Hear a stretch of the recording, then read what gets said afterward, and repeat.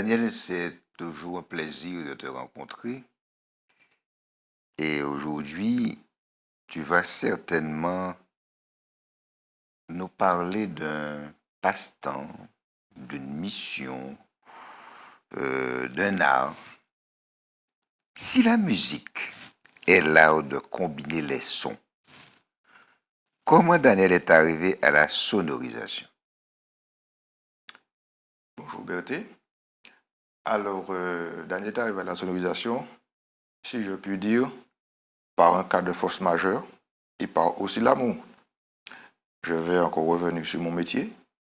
Je suis menuisier et malheureusement, j'ai eu un doigt en moins par rapport à la machine. Donc, j'étais guitariste.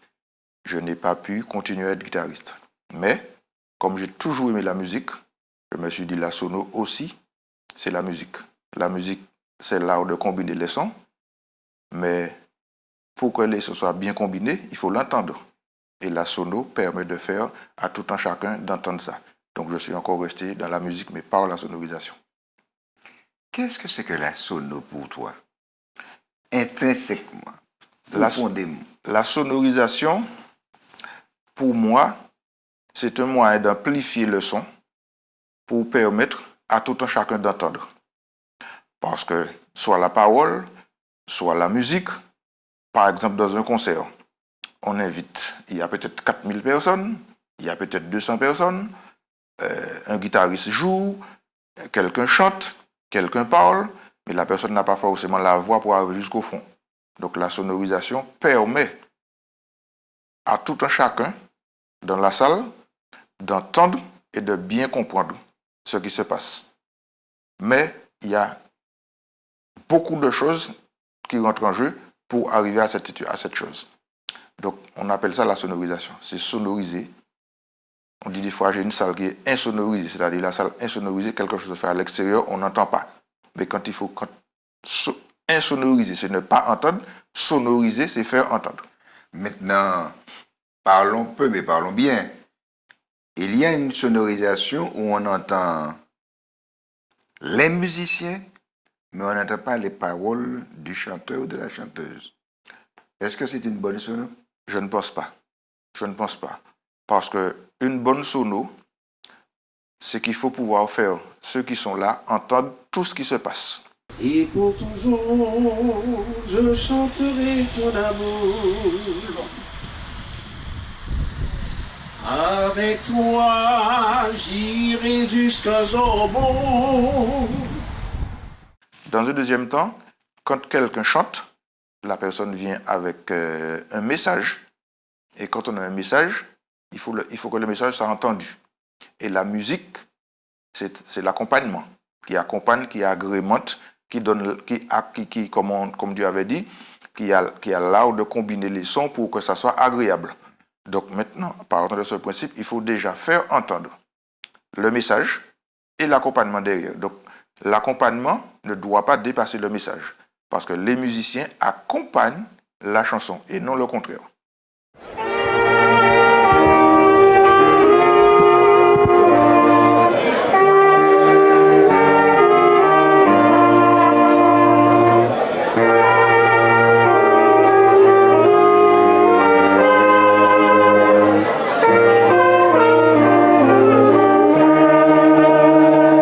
En ce qui concerne un playback, par exemple, est-ce que c'est la même chose?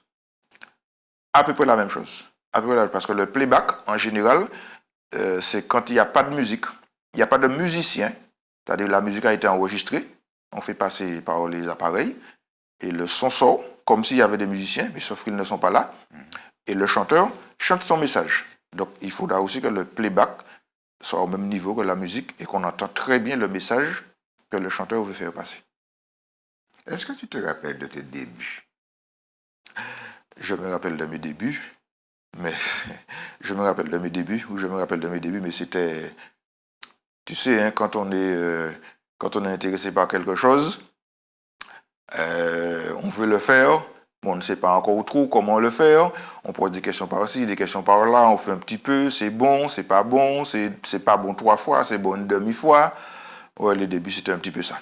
Mais il faut avoir du courage et il faut persévérer. La persévérance dans tout, c'est un levier qu'il faut se servir. Tu parles de persévérance. Est-ce que tu es arrivé au bord du découragement? On dit, bon, bah, il pas bon, on va comprendre ça. Mais jusqu'à aujourd'hui, ça m'arrive toujours. Parce que ça peut très bien m'arriver d'aller sur une prestation et de ne pas réussir. Peut-être que c'est de ma faute. Peut-être que c'est pas de ma faute aussi. Et quand j'arrive, on me dit, bon, écoute, je vais mettre tout ça sur le matériel là, je n'irai plus dans ça. J'ai pris tout mon temps pour bien faire ça. Voilà, par rapport à X ou Y, ouh là là, bon, je crois que je ne vais plus faire ça. Et puis après, quand je vais dormir, je dis, oui, mais bon, c'est une mission quand même. Si tu ne le fais pas, qui le fera pour toi? Parce que si Dieu t'a donné la possibilité de faire quelque chose, tu as besoin de faire entendre quelqu'un, entendre un message. Si tu ne le fais pas, qu'est-ce que tu vas faire? Tu vas rester assis là sans rien faire, il n'y a rien de facile. Eh bien, tu repars demain comme de plus belle. En quelque sorte, je me fais violence avec moi-même. J'ai entendu un mot très important, je prends la balle au bon. C'est une mission pour toi, la sonorisation? Absolument. Absolument, c'est une mission. Parce qu'aujourd'hui, il est bien de faire entendre. Il est bien. Mais je me dis, la Bible nous dit, il faut porter la bonne nouvelle du royaume partout. Mais aujourd'hui, les derniers temps, les choses vont évoluer.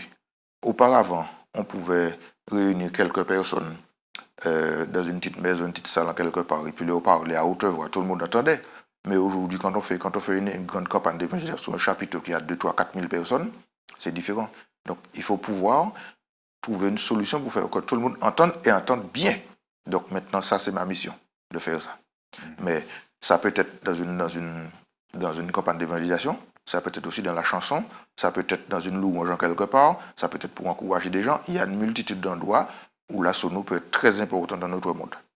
Dans la vie, chaque on a son tour de manège. Mais il arrive que le sort puisse désigner plusieurs fois. Le jardin de ta vie est dépourvu d'oiseaux qui chantent. Et comment choisis-tu ton matériel quand tu pars d'après? Je dirais, pour être plus précis, est-ce que c'est le même matériel que tu utilises pour un concert ou une campagne d'évangélisation où il y a uniquement la parole et la musique? Je dirais, on peut tout faire avec tout. Mais, en même temps, on ne peut pas tout faire avec tout. Par exemple, une campagne d'évangélisation où les gens parlent, où il y a un prédicateur, où il y a de la chanson des fois, un prédicateur. On peut mettre un système pour que les gens entendent très bien. Mais quand c'est un concert, c'est un autre matériel. C'est un matériel qui est peut-être plus puissant, qui a plus de décibels, parce qu'il y a plus de monde, il y a plus d'instruments, on a besoin de plus de puissance. Donc, ça, c'est un autre matériel. Mais le matériel qui a fait le concert, il peut aussi faire une campagne d'évangélisation. Mais on n'a pas forcément besoin autant de puissance. Maintenant, le choix du matériel, par rapport à ce que je fais, ce que je veux faire, je m'oriente par rapport à ça. Et maintenant, il y a notre ami Internet, qu'on va dessus, qu'on voit le matériel, qu'on voit les performances, et aussi, il y a aussi les salons. Par contre, les salons, il est inévitable. Quand on veut faire la sonorisation, par exemple, on veut faire les choses bien, le salon, il faut aller au salon. Et ça coûte un petit peu, ça demande du temps, ça demande un peu de sacrifice, mais il faut y aller. Mais quand on y va, on ne perd pas du tout son temps. Là, on voit tous les matériels qui existent et on les coupe, on les voit en fonction. Donc à ce moment, c'est beaucoup plus facile de faire son choix. Parce qu'on a vu, on a entendu, on a discuté avec les fournisseurs, avec les fabricants. Si celui-là ne te convient pas, il peut faire le même pour toi un peu différemment. Il y a un autre modèle. Sur Internet, on lit, on écoute, mais en grandeur nature sur le salon, moi je dis c'est le levier. Ce levier-là, c'est un levier très important. Quand on veut faire de la sonorisation, il faut se déplacer, il faut aller voir ailleurs. De toi à moi, Adam Sono pas ni choqué encore? Il y a plusieurs étapes quand même. Il y a plusieurs étapes dans la sonorisation. Il y a peut-être des gens qui le font une petite sono. Par exemple, moi, je ne peux pas dire que je suis un professionnel. Je ne peux pas dire que je suis un choqué non plus. Je ne dis pas que je suis un professionnel parce que, quand tu vois les ingénieurs du son travail, quand ils t'expliquent qu'est-ce que c'est que la sono, comment ça fonctionne, les différents processeurs, machin, c'est une science que tu ne comprends peut-être même pas. Mais je me dis aujourd'hui, il y a un minimum à avoir. Il y a un minimum à avoir parce qu'il faut respecter ceux qui sont en face de vous. Maintenant, il y a un nombre de décibels à respecter. Il y a une manière de faire ça. Il ne faut pas casser la tête des gens. Il faut pas donner. Il faut que les gens qui viennent écouter se sentent bien et ils entendent bien. Donc maintenant, il ne faut pas être choqué. On n'est pas obligé d'être professionnel ni ingénieur, mais il ne faut pas être choqué. Je n'ai pas reçu de formation, mais j'ai été un homme ou je suis un homme très passionné de la sonorisation. Donc je cherche, je pose des questions, et puis je crois je ne dis pas qu'on a un club, mais il y a un monde de sonorisation que j'ai sur mon portable toute une page avec des sonorisateurs. Donc ceux qui sont meilleurs que moi, quand j'ai un problème, je les appelle, j'ai ça et ça à faire, comment je fais, il n'y a pas de souci, et comme ça, on s'entraide comme ça, machin. Je n'ai pas eu de formation, mais je suis un passionné. Donc maintenant, si je dois faire quelque chose que je ne connais pas, qui me paraît un peu bizarre, j'appelle quelqu'un qui soit professionnel, soit ingénieur, je dis j'ai ça et ça à faire, qu'est-ce que tu me dis? Je viens le voir, et il me dit fais comme ça, et moi aussi je cherche. Et tant que c'est pas bon, je me dis, si c'est pas bon, je ne fais pas. Parce que je ne veux pas faire des choses qui ne plaisent pas aux gens. Donc voilà, mais je n'ai pas de formation pour ça. Est-ce que tu reçois de l'aide pour l'acquisition de ton matériel? Ça m'est arrivé une fois. Il n'y a pas bien longtemps, d'ailleurs, c'est l'année dernière que j'ai reçu une aide de quelqu'un qui m'a dit qu'il apprécie beaucoup ce que je fais, et ça lui fait plaisir. Depuis un moment, il me voit faire ça. J'ai un courage qu'il admire. Donc, si je dois acheter un matériel de lui dire, il va me donner une aide. Et il a été fidèle à sa parole, il a tenu bon. J'ai fait une dernière acquisition qu'il m'a aidé là-dessus. Donc, il y en a encore des gens qui peuvent apprécier les bonnes choses. Y a-t-il des missions que tu refuses? Au niveau de la sonorisation, en général, la sonorisation, j'ai décidé de le faire dans le monde adventiste, dans le monde chrétien, plus ou moins. Je ne dis pas adventiste, dans le monde chrétien. Donc, tout ce qui rentre dans le cadre chrétien, à la rigueur culturelle, je peux le faire. Mais quand ça va ailleurs, autre chose, je refuse. Et maintenant, je peux aussi refuser par moment quand je suis trop sollicité. Ou bien aussi, quand c'est peut-être pas très bien organisé, je peux refuser. Parce que quand c'est pas bien organisé, il est sûr que tu n'auras pas une réussite. Je voulais mettre un petit peu l'accent sur l'organisation, parce que des fois, vous savez, quand il y a un concert, il y a un programme, il faut bien que la personne qui vous invite est un véritable organisateur. Parce que des fois, on arrive sur une scène où il y a un concert, quand on arrive, c'est à ce moment qu'on vous dit qu'il y a un batteur, qu'il y a une percu, qu'il y a une flûte, mais vous ne le savez pas auparavant.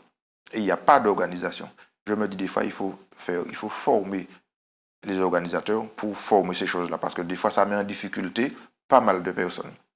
Et puis, ça arrive, des fois, ça fait des clashs. Et puis, des fois, quand c'est comme ça, c'est pas organisé, on est sûr de ne pas avoir un bon résultat. Donc, moi, je peux refuser quand c'est comme ça. Et c'est désarçonnant. Ah, très. Imaginez-vous, vous arrivez sur un podium, vous ne savez pas où est le batteur, vous ne savez pas où est le guitariste, vous ne savez pas où est le clavier, on ne vous dit rien.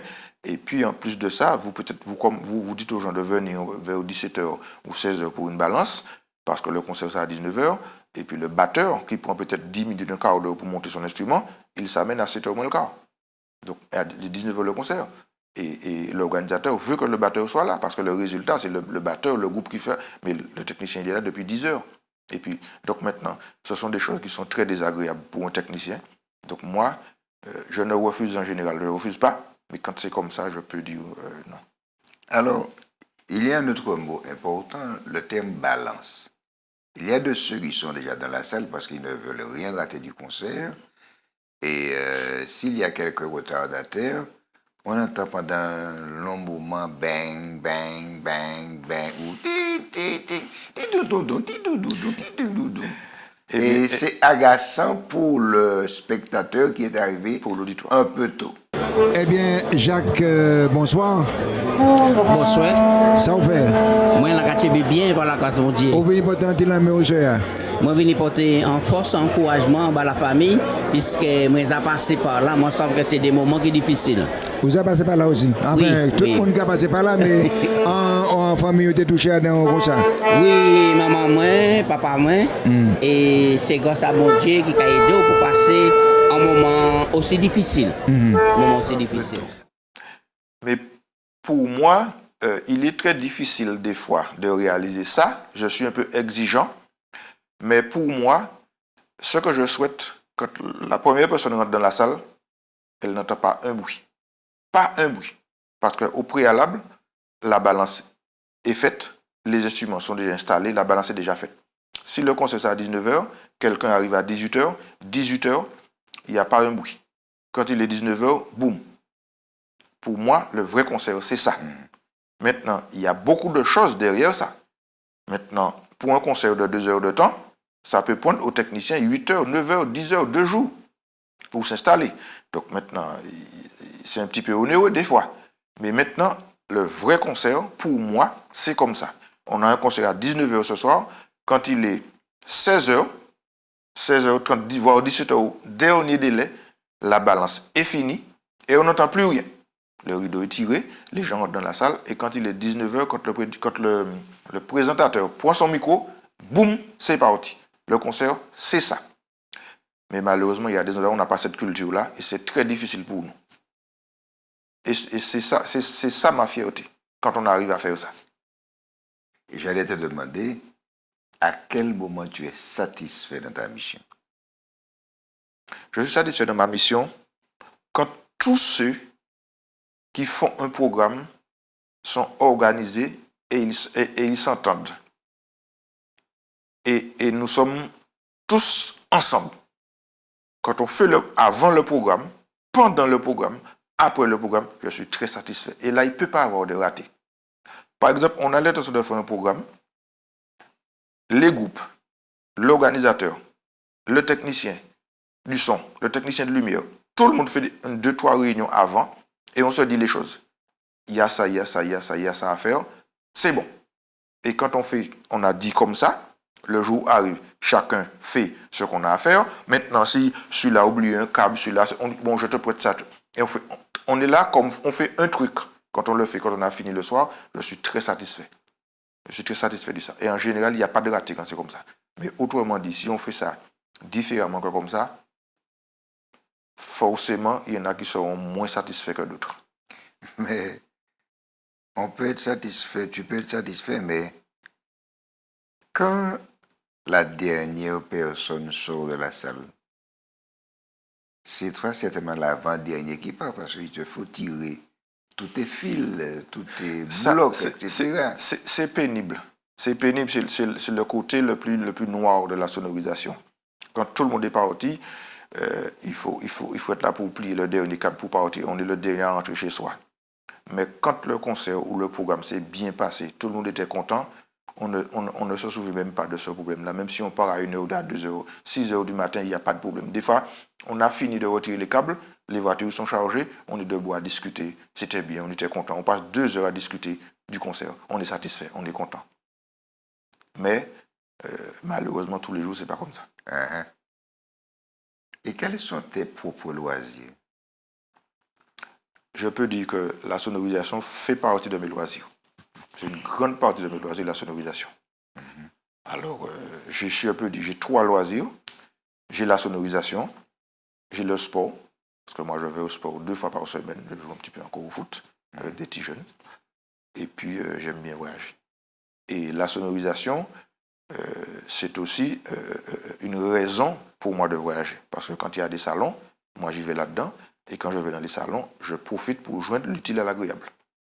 Donc je vais au salon, je regarde et je profite de faire un peu de tourisme, je joins l'utile à l'agréable. Et ça, c'est bon pour mon équilibre. Il y a combien de temps que tu fais de la sonorisation? Alors là, la sonorisation, je crois que j'ai commencé à toucher à ça en 1988. Après, j'ai arrêté. Et il y a grosso modo entre 10 et 15 ans que j'ai recommencé. Mais dans un autre état qui est plus élevé. On aurait peut-être dû faire le musée de la sonorisation à la Martinique.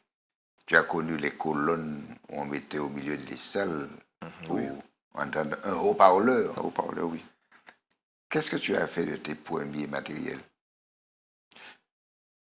Je ne sais même pas où ils sont. Je les avais vendus, je les avais donnés, je ne sais même pas où ils sont. Je ne sais même pas où ils sont. Ce serait bien si on pouvait faire un musée avec ça, pour voir comment on travaillait auparavant. Mais bon, je ne sais pas où ils sont. Je les avais donnés, je les avais vendus, je ne sais pas où ils sont. Et qu'est-ce que tu fais est-ce que tu changes tous les 10 ans, tous les 5 ans, un matériel, un bon matériel dure combien de temps? Voilà. Tu sais, quand on investit sur un matériel, il ne faut pas investir sur un petit matériel. Ça coûte très cher, mais dans la sonorisation, il faut investir franchement dessus. Et on n'est pas déçu. On n'est pas déçu. Parce que quand on investit sur un matériel, ça peut durer des années. Ça peut durer des années. On s'en occupe, on ne fait pas de n'importe quoi avec, on prend soin du matériel. Quand on a fini, on le range bien dans sa place. Eh bien, ça peut durer des années, mais il faut bien investir au départ. Mais chaque année, il y a un salon. Oui, mais chaque année, il y a un salon. Quand on va au salon, on n'est pas obligé de prendre un nouveau système. On peut trouver des choses pour améliorer celui qu'on a déjà. On peut trouver pour améliorer celui qu'on a déjà. Et maintenant, par rapport à ce qu'on fait, on peut encore s'ouvrir et dire, bon, il y a ça aussi, je peux faire ça aussi. Eh bien, si je veux faire ça aussi, je vais acheter un matériel adéquat pour faire ça aussi. On peut aussi faire ça. Mais ce n'est pas à chaque fois qu'on va au salon qu'on achète un système. Hein? Parce que sinon, je ne sais pas, déjà, il fallait avoir 50 hectares de terrain pour faire un hangar. Ouais. Et puis, il fallait jouer au loto et gagner chaque semaine. Parce que ça coûte archi cher, le matériel. Parce que quand on a un matériel, par exemple, on peut prendre... Quand on sort, on doit aller dans un programme, j'appelle mon fils, je dis, bon, j'ai un playback à faire, la personne m'a donné son CD, voilà, enregistre pour moi, prends le CD, puis tu transmets pour moi sur les tablettes, pour avoir le playback, pour pouvoir le faire, lancer le playback dans la salle. Il fait ça pour moi, et je discute avec eux, je dis, bon, écoute, on a tel programme à faire, tel endroit, des fois, on prend la voiture, on va voir le lieu, des fois, quand on connaît déjà, je dis, bon, cette fois-ci, c'est tel groupe, qu'est-ce qu'on fait, quel matériel qu'on met? On met celui-là, on met celui-là, on met celui-là. Il me dit, ouais, mais papa, s'il y a... cet endroit-là, c'est du plein air, il faut mettre un matériel adéquat. Si c'est une salle qui a demi ouverte, c'est une salle qui est fermée, tu sais, bon, ben, on peut faire comme ça, on peut faire comme ça.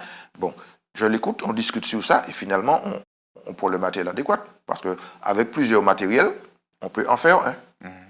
Parce que chaque fois qu'on va à un endroit différent, c'est un système différent. Il y a deux systèmes différents qu'on met. Ce n'est pas toujours le même système qu'on met. C'est comme ça. Et puis finalement, quand on y va des fois, on peut aussi faire un mauvais choix, hein, arriver et avoir un échec. Hein. Mais le plus souvent que rare, le choix n'est pas mauvais. On arrive puisque le matériel a plusieurs possibilités. Si cette possibilité n'a pas marché, on essaie une autre possibilité. Mais en général, quand on connaît, quand on a vu le système qu'on emmène, ça fonctionne. En général. Je sais que de temps en temps, tu vas dans les veillées.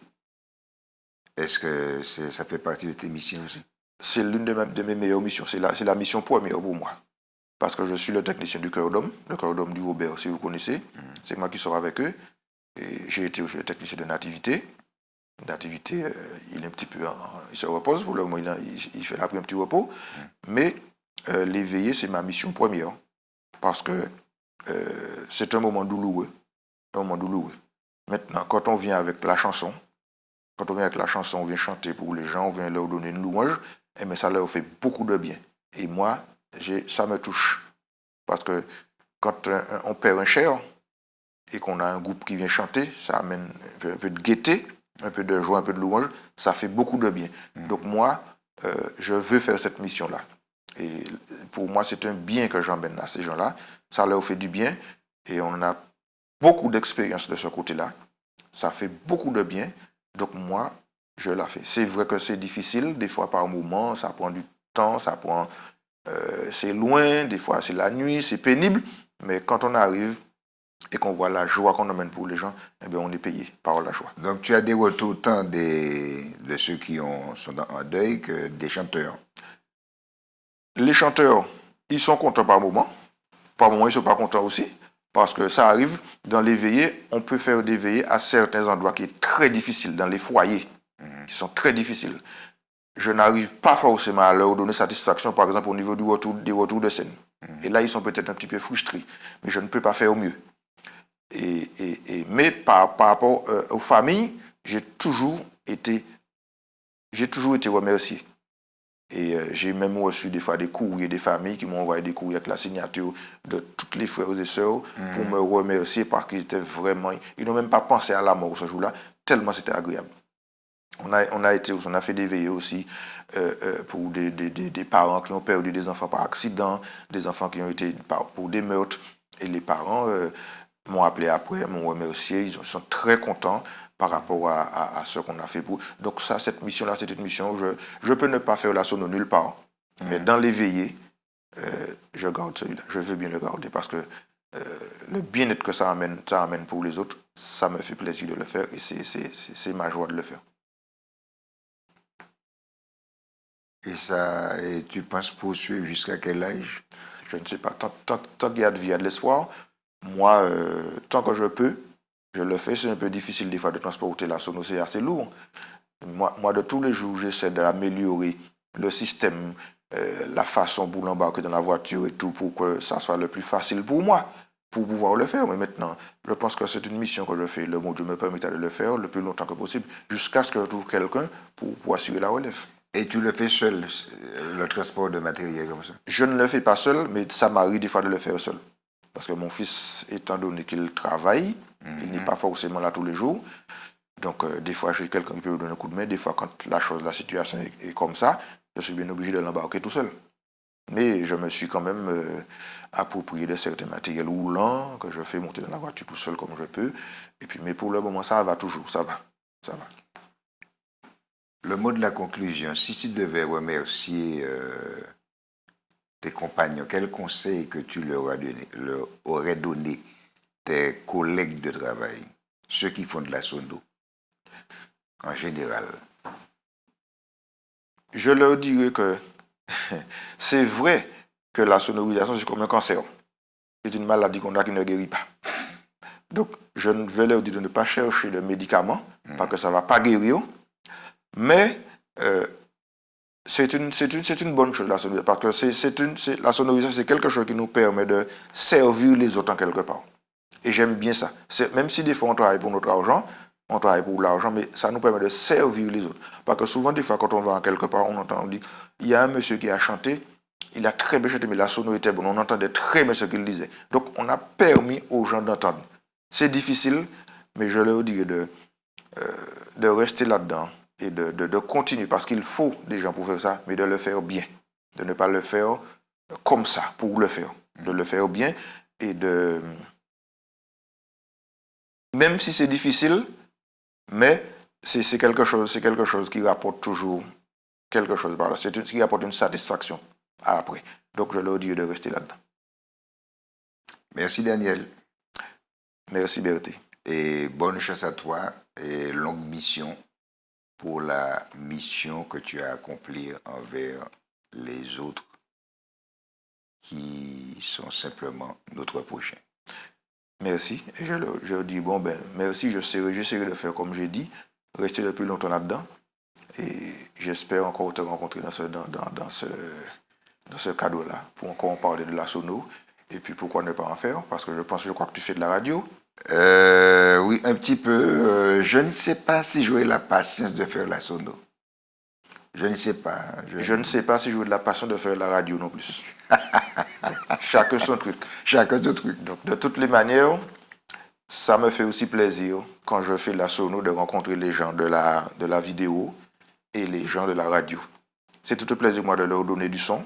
Et puis, comme je te disais toujours, le programme se fait et mieux fait quand tout le monde s'entend, quand on est d'accord. Tu as bien raison de mettre ce mot de la fin. Il y a beaucoup de plaisir à donner qu'à recevoir. Absolument. À bientôt. À bientôt.